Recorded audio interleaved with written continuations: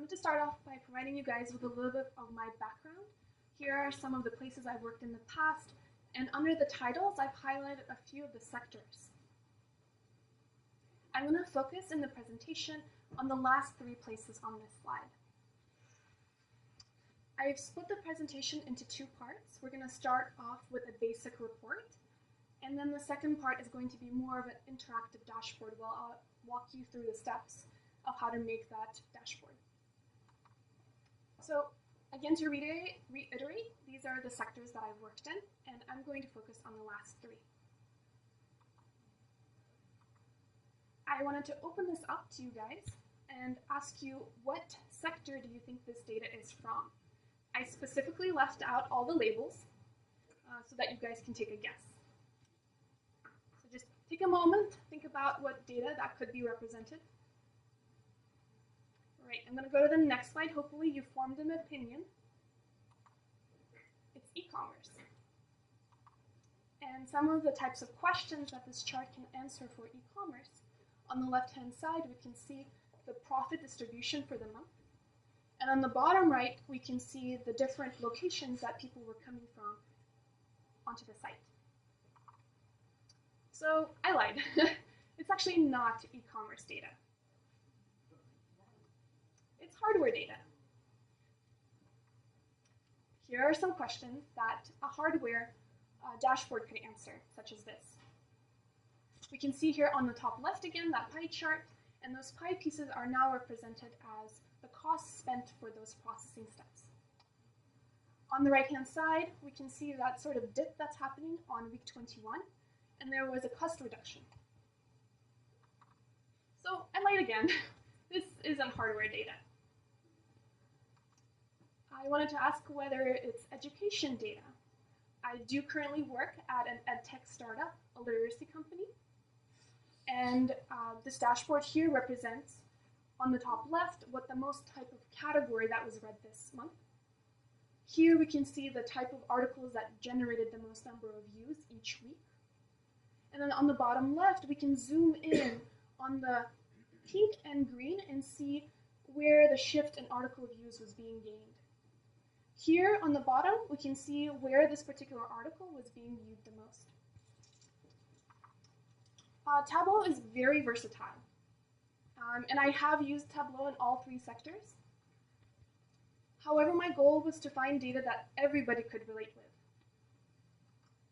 So the true data is my calendar. And I wanted to highlight some of the activities that I have done in the week and the duration of the month. This is everything that I've recorded for the month of May. And you can see that I spend a lot of time sleeping. That's the yellow. I work, that's the brown part here. And the gray is unfortunately unreported. I tried my best to record everything I was doing, but I was not amazing at it. Here, I'm highlighting 2 features. One is eating out, and one is exercise. And I want to do more of one and less of the other. You can take a guess which one. You can see here that for this week I took a vacation. You can see my hours of work dropped, and you can see where I went with this chart. This is a snippet of how the underlying data actually looks like. There's a lot of rows, and I added a lot of information. And the goal is that when you import data into Tableau, the more disaggregated it is, the better. You can aggregate on the fly with Tableau, and that's a huge benefit. In the actual Excel spreadsheet, there's probably 100 rows, but I ended up not using the time because that ended up being too much. So Tableau is great for data exploration, whatever your data may be. And it's really quick.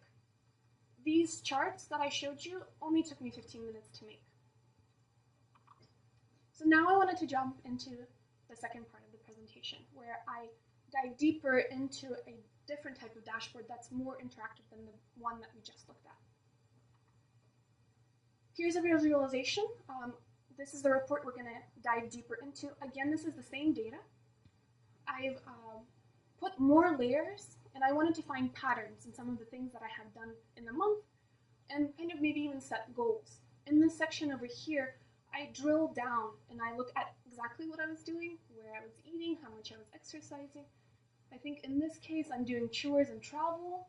You can see the location here. And Tableau is nice, you can even highlight features and scroll over them to get more details. At the bottom up here on the top, I break it down by every single day. This is much more granular than the previous graph, but it does use the same data. I had it more disaggregated in this view. So this dashboard actually consists of 17 different types of charts. The previous one that we just looked at only had 5. So again, the first part is more general trends, and I'm comparing 2 different activities. I'm comparing eating out and exercise. And in this section here, I'm taking a closer look at what I'm doing to try to feel if I could reduce something or increase something specific. So let's dive behind the scenes. The first part is going to be kind of a quick overview of a few charts that I've used in this dashboard. And then the second one is going to be a step-by-step. And I have more videos there where you guys can refer to them on your own time if you find the need to implement some of these features. I'm going to start off with maps. I think that's one of the really cool features of Tableau, and it's very easy. This is just a screenshot from that dashboard that you saw earlier. And it's very easy to create that. All you need to do is to have a zip code. You could have even a state, and you literally pull in one variable, and you drag it, and it creates a map for you. Pretty basic. Here, I want a little bit more information. That map for me wasn't super insightful, and I want to compare these 2 activities. So I'm going to drag in from the left-hand side over here, and it's going to split my screen in ways that I can compare and contrast right side by side. I don't really care to see all of the different locations. I'm very specific here for California. And then there's this area over here that's for everything. You don't need that. I'm just looking at those 2 activities. I wanted to add some more color. That chart was pretty boring. So I can easily do that by, again, dragging and dropping over some of the marks that we have available to give us a little bit more information of what's actually happening. And there's a lot of interactions you can do in customizations. You can go and you can change the colors. Here, I'm changing the opacity so you can see if there's any underlying data.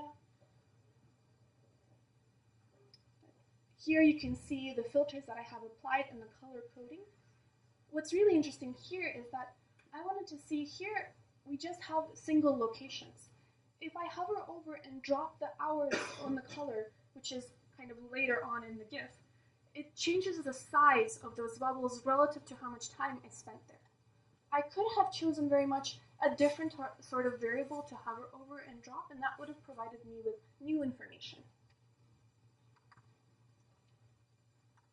This is another chart that I used here, very basic as well. It's nice to see that sort of relative comparison, the overlay. And in order to achieve that, it's only using 4 variables here. Pretty simple.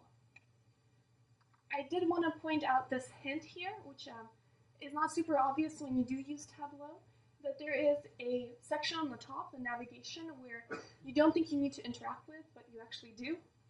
You need to go into the analysis and actually check off the stacked marks. And what that does is that overlay that you see here.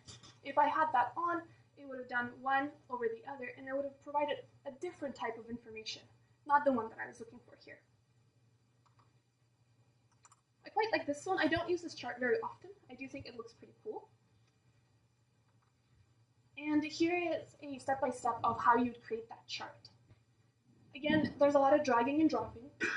I'm going to go into here, which lets me play around with the types of charts that I can reapply here. Here, I'm removing the type of filter because, again, I want to compare those 2 activities. I could choose different types of activities to compare. And you can see that there's information that's starting to appear here. And then I'm going to go here and I'm going to drag one more element of a category, and I'm going to hover over the color, and it's going to show me, hopefully now? Yes, there we go. This is not very insightful. without the labels, as you have seen earlier, you don't know what's going on. So labels are really important. And I'm going to do one more step, and I'm going to add a date layer to it, which is going to highlight individual days. And I'm going to go ahead and select that here, and it's going to give me boxes for each day. Okay. This is another cool feature. It's very similar to Excel, and you can do the same sort of calculations that you do there. You can do that in Tableau.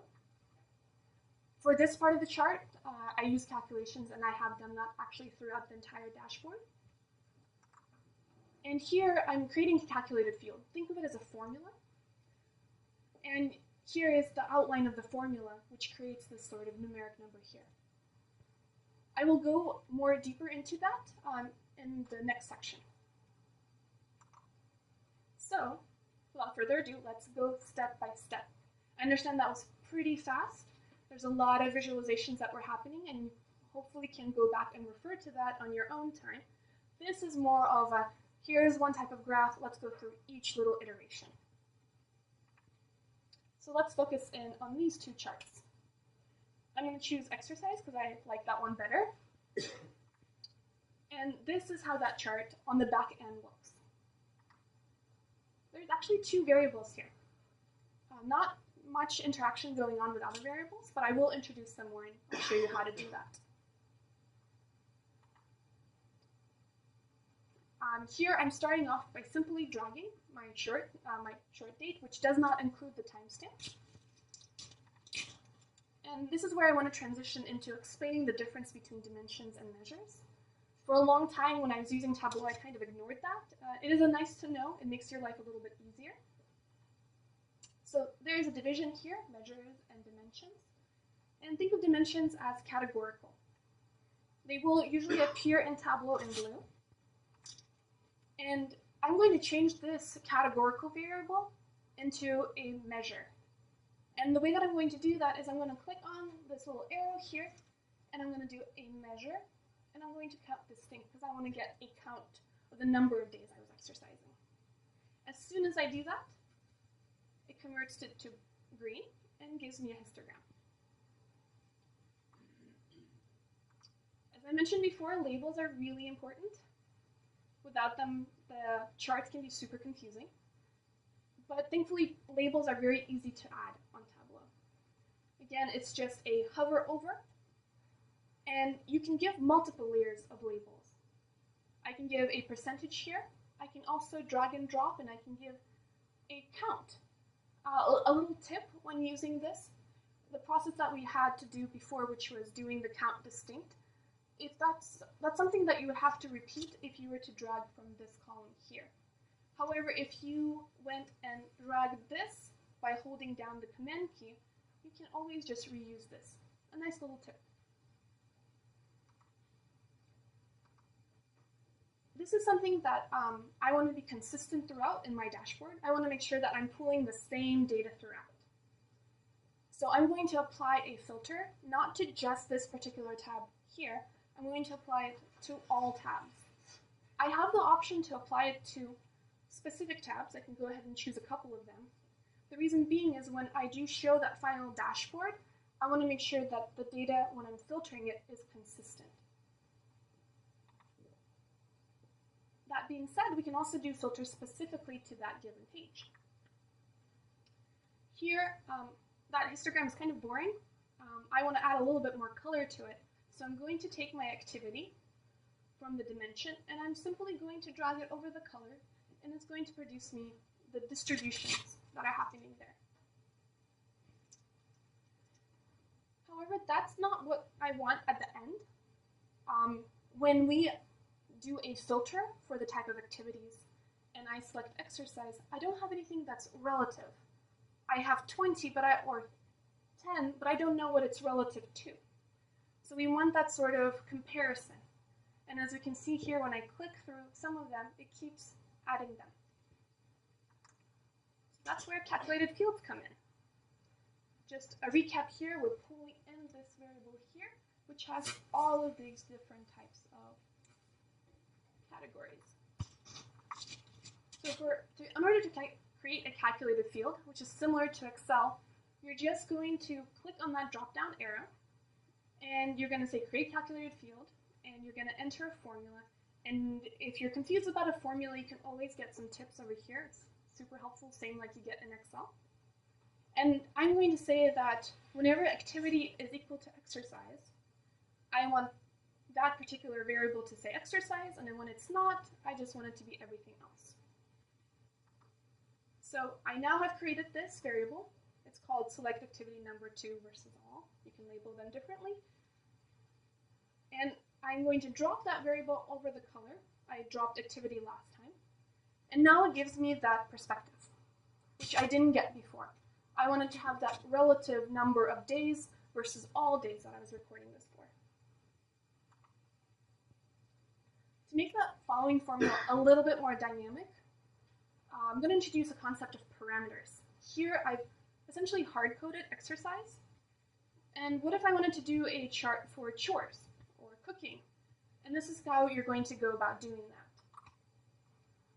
Parameters here are pretty versatile, and you can think of them as lists or filters. And it's here I'm creating it. I clicked over here, and I can type in and give it a name. And I can enter specifically what types of categories I want. So to recap, I create the parameter. I decided to change it to something else. I called it activity number 2. I got a little lazy. I didn't want to write out all the different activities that I did. So I went ahead and I just ported in the category names from my activity filter. I had that before that I was using, and the advantage of porting this in rather than typing it out is that if I change it on the back end in my Excel or SQL, it will auto-update in Tableau because I'm now dependent on this variable rather than hard-coding it. Now I'm going to go back and I'm going to edit my calculated field, and I'm going to remove exercise, and I'm going to add activity number 2 parameter.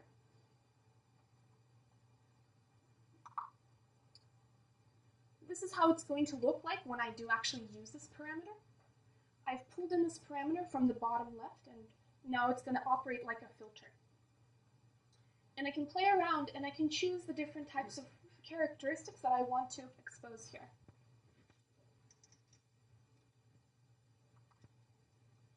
Going back to stack marks, in that previous visualization, we have 10 and 34. And as we choose a different type of category, our x-axis, y-axis is going to change. And it's going to expand. It's stacking those again. Not what I'm looking for. So what I'm going to do here is I'm going to, again, turn off those stacks, and I'm going to have that overlay.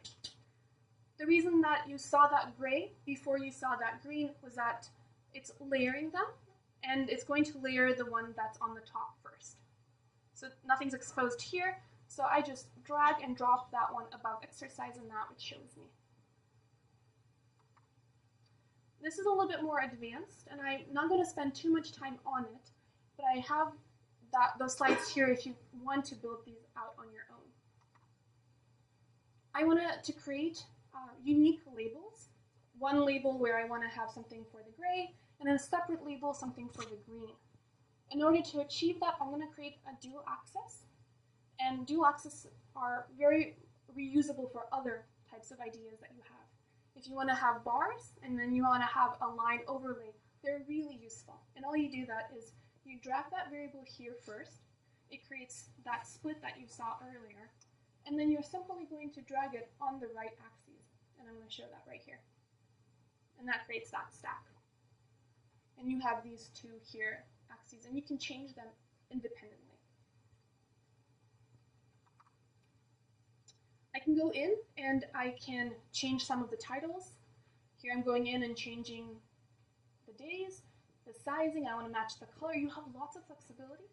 I've used other tools and I haven't seen that sort of flexibility. Sometimes you don't need it. Sometimes it's really nice to have. And finally, I'm just going to do some final touch-ups. You can do some edits here. I'm going to, upon hover over, I want to make sure that these two particular variables are going to show up and giving me a count. And this is a formula, but once I hover over it, that formula is going to give me actual numbers here. The benefit there is that if I change my activity to chores, it's going to adjust that formula and give me the accurate tooltip. I'm also going to change the title, and I can use the parameter as my title. And depending on the parameter that I have selected, it's going to give me that title. So this is the final result. It's a pretty basic chart, but I do think it's pretty useful. I have used it a lot at relative jobs. And though it looks simple on the front, it's a little complicated on the back end. A really good time-saving tip. What about this chart here? Do we need to replicate all of these steps? There's a lot of steps that went into that. We're going to duplicate. Duplicate is going to be your friend. You're going to copy and paste a lot, and it's going to save you a lot of time. All you need to do once you duplicate is you're going to create a couple new things. You're going to create a new parameter and a new calculated field, and you're going to substitute those in, and you're going to get this new visualization. The reason that I'm adding these new variables is because I want them to coexist. I want to compare one and not the other. If I use the pre-existing one, I'm going to have my entire report only in one activity. So putting it all together, you put all that work into putting all these different charts. And here, I'm going to start that, well, start it at the end. We're going to restart that in a second. But you're essentially going to be pulling in those charts. Pretty basic. You can change the width and the height. You can go in and you can change and move around these different filters.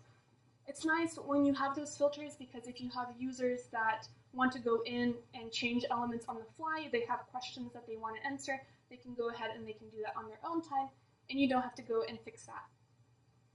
Upon hover, you have that information, and there's more details here. So this dashboard is posted on public. If anyone wants to go ahead and look at it, it's available. You can go to public.tableau.com profile/Paula, and you can kind of play around with some of them. You can take a look at that presentation and simultaneously look at the dashboard to see what sort of graphs you want to replicate. And hopefully the little videos will help you get there. So thank you.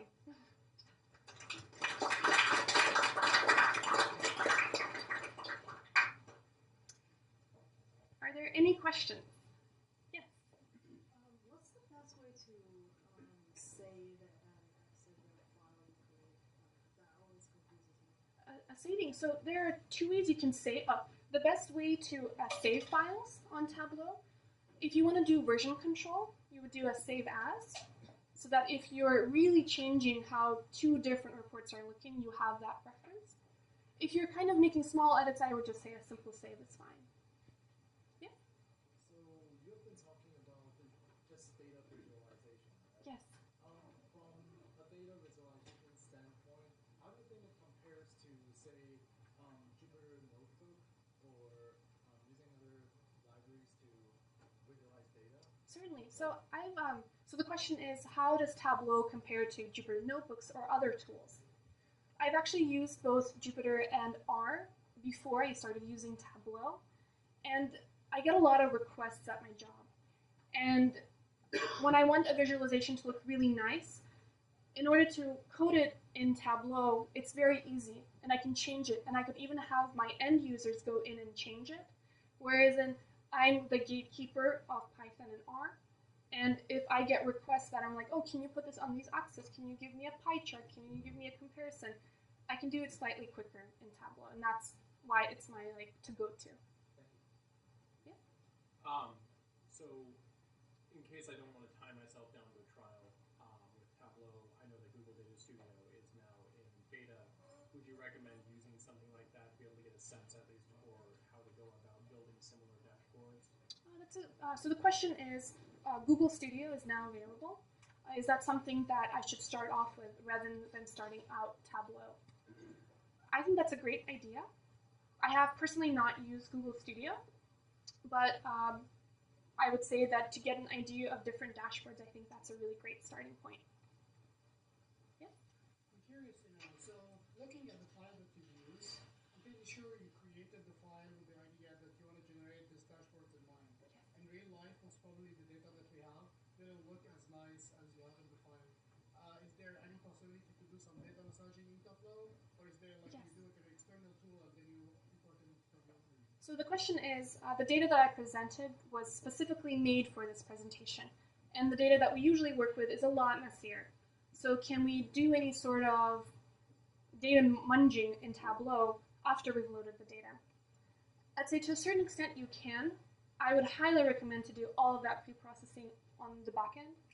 Whether you're doing SQL queries, you're putting in Python and rearranging columns, I would then put it into Tableau because it's just easier to do that on the fly on the back end. You can join tables within Tableau. You can join different data sources. You can take Google Analytics and join it with your Redshift file. You can join it with something else. So that possibility does exist within Tableau. Yeah. I'm starting to use Tableau, and I'm really interested in like the way you can organize the data. So would you be able to point out any sources we use to see how we can like manipulate the data in terms of the visualization? Like maybe like look at delta or like doing like previous period or anything like that. So the question is, if you want to quickly visualize your data, what sort of suggested charts to use? Yes, but from not from the show me like from the visualization. Oh, yeah, sure. So showing data that's a little bit messier when you're kind of exploring data, I would say that on one of the slides, let's see if I can have that here, there was a show me little chart here, and you can fairly quickly go through. I don't know if I'm actually going to get there. That's fine. I'm not going to get there. You can go through and you can click and you can play around with visualizations that give you a little bit more exposure. It's good to have a little bit of mindset of what you want out of it. I've used other tools, and this is more flexible when you actually don't know what you want out of it. There's a lot of flexibility that exists within areas that are pie or histogram or maps or layering or double axis, and sometimes you don't know what's there, and you can just play around and kind of see, oh, there's a pattern, let me dig deeper. That's kind of my approach. I have used it great when I don't know if there's a pattern that exists, and I try to explore it through a couple of these visualizations. Yes? What are the 5 companies for the data that can be utilized in Tableau? Yes, Like, great question. Selfie with 500,000 rows, will that slow it down and will it have a way of everything? Yeah, great question. So the question is, what is the size of the underlying data? What's the maximum, and does it slow down? The answer is yes, it does slow down. I've ported in maybe 1 million to 2 million rows before, and I can work with it if I use an extract. So the difference between having a live connection and an extract is that you port that on essentially onto your desktop and you work with it in that space of Tableau. If you have a connection directly to your database, you're rerunning the query every time you apply the filter, which definitely slows it down. So if you're working with big data sets and you don't need to look at the freshest data right this very moment, I recommend doing an extract. That will add some speed to it. Hopefully that answered your question. Can you use a combination of the two? So you have kind of a live connection, but you kind of choose when to refresh. Yes, you can do that. So within the extract, if I were to publish my visualization back online, I can go in and users, realize I have a lot of slides here. Users here, when they go to Tableau Public, they can go in here and they can click refresh, and that will give them the freshest data. You can also connect it to multiple data sources, one which will be a static extract and the other will be this refresh feature. This question is about the program. Is it purely visualization, or does it do, say, calculation or analytics as well? Yeah, it does do calculations. You can do a scattered plot, and you can do a predicted line. You can do box charts. There is a new element of Tableau that I think they've implemented in the last year, which has more use cases for analytics. I do think that Jupyter is better for that, but I have not fully explored Tableau for those purposes. Yes? Does it extract only a sample of data or all data? The question is, does an extract create a subsample or all of the data? All of the data. You can do scattered. If you have a lot of data and you want it to go quicker, you can create that it does a sample. I've done it in the past where it's fine. I have millions of rows. A full extract is fine. Yeah? Is it possible to integrate images from Tableau into a website Yes. and then have that update periodically? The question is there a way to integrate images into Tableau? Or the other way around? The other way. Sorry. Yes, I've got a website that is doing health maps, and I want this data to update every few days. Is it possible to do that? I have not done it, but I have seen integrations with other websites. When I published it to Tableau Public, it gives you a link and you can insert that link into your blog. So I'm assuming that that functionality exists.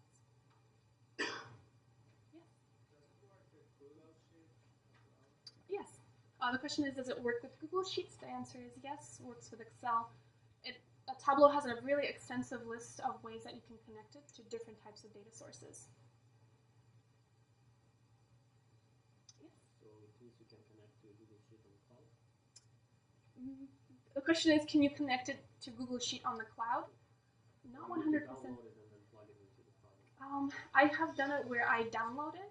I have used Google BigQuery, which is their SQL database, and that's a live connection. I've not done a live connection within Google Sheets. Yes? What is one thing you'd like Tableau to improve? Okay, the question is, what is one thing that I would like Tableau to improve? It's a great question. I would love that if I was able to create better connections after I ported the data in. That question I think that you asked earlier about the pre-processing step, I do highly depend on doing it before I load the data in. I haven't been able to do it super well in Tableau, and I think Tableau can improve on that. Yes? Do you have I understand the personal example for demonstration purposes, but can you describe a couple of use cases in your work currently or prior in which you use Tableau to solve a problem? Certainly. The question is, can I explain this in some of the situations that I've worked in? The idea of the first part of the presentation was to kind of do a sample of some of the examples that I've actually done.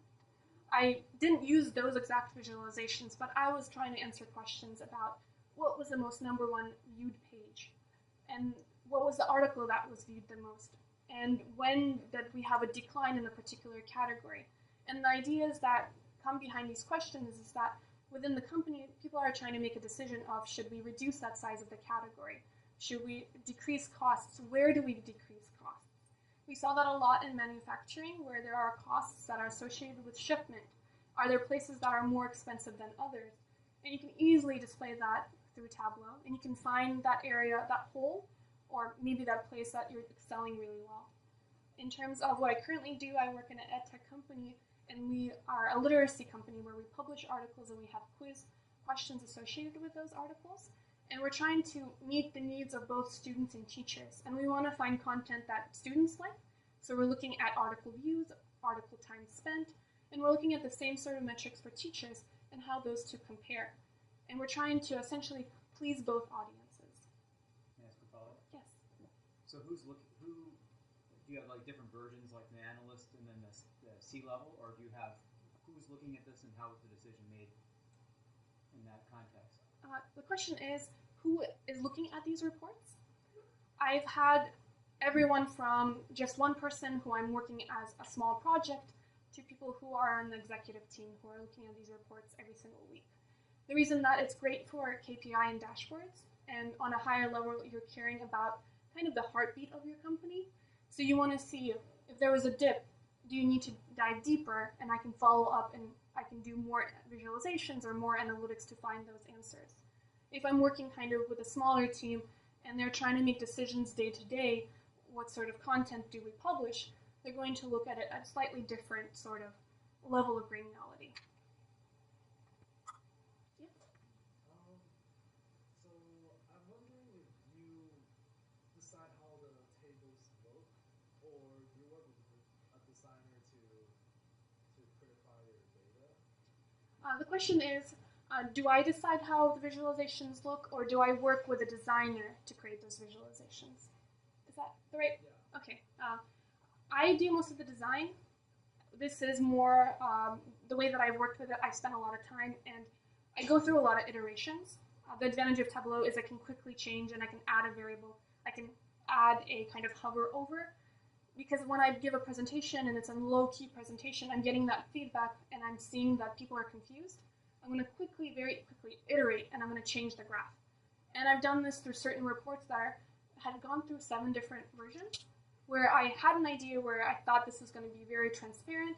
I work with the data a lot, so to me the answers are obvious. When I presented it, the visualizations weren't super obvious, so I went through 4 or 5 more iterations, and people were happy with the results. Yeah? So to follow up on the same theme, I think when you're creating visualization, you're telling the story. Yes. So my question is, do you get into the data with like the outcome in mind? Like how, walk us through how do you get to the visualization? Do you want to tell a specific message, or do you look at the data and you see, oh, this is the result that we presented this way? Sure. The question is, when I come into a visualization, do I know the output, or do I kind of go on the fly? The answer is, most of the time, I don't know the output, how it's going to look. That's good. Yes. Yeah. You do? I kind of wonder. So I started with those 3 charts and I kept going through different sectors. I wasn't sure where actually I was going to go next with that.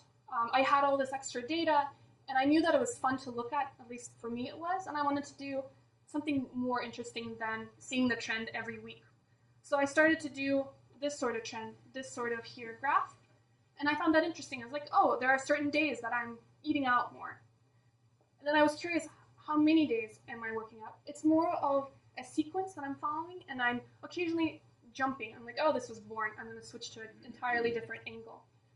Once you've created enough visualizations and explored, you find certain patterns, and you want to highlight those patterns. And then some sort of story comes together. Yes? Do you use story points? I'm sorry. The question is, do I use story points? I don't know what story points are. It's a Tableau feature that enables you to present a story, basically a sequence of visualizations in a narrative framework. I have not used storyline before. I have StoryPoint. Yeah. Sorry, I have not used StoryPoint before. I've used maybe 2 or 3 dashboards where one dashboard is more of that holistic overview. Check it out. You might like it. Thank you. We'll do. Yes. Are there any big sections that you're planning on adding as a company? Just as an example, I haven't been able to use Tableau for any in-depth statistical analyses. There are many regressions that can't be done, survival analysis, all the time models. I have to go elsewhere for that. So if you did have that, it would be great. So the question is, are we planning to add any sort of deeper analysis?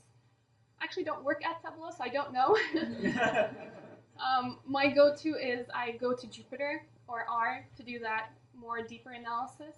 Once I have certain results, I want to highlight them. I usually go back to Tableau because people understand visualizations better than the algorithms that are used to create kind of the output. So that's kind of where I split the 2. Any other questions? Yeah. Is there an easy way to do time, like day of the week in Tableau, Yes. other than writing quotes? Yeah, so here in one of the slides, when I pulled in, I think it was actually the first one. Yes, okay, it's conveniently placed here. When I put this in, it automatically gives me the year. I can go into that drop down that we see here, and I can choose different aggregate periods of time. I can do it specifically for a week, I can do it for a month, so it's pretty flexible there. And I could even extract the day and just look at the time, which I didn't do in this dashboard.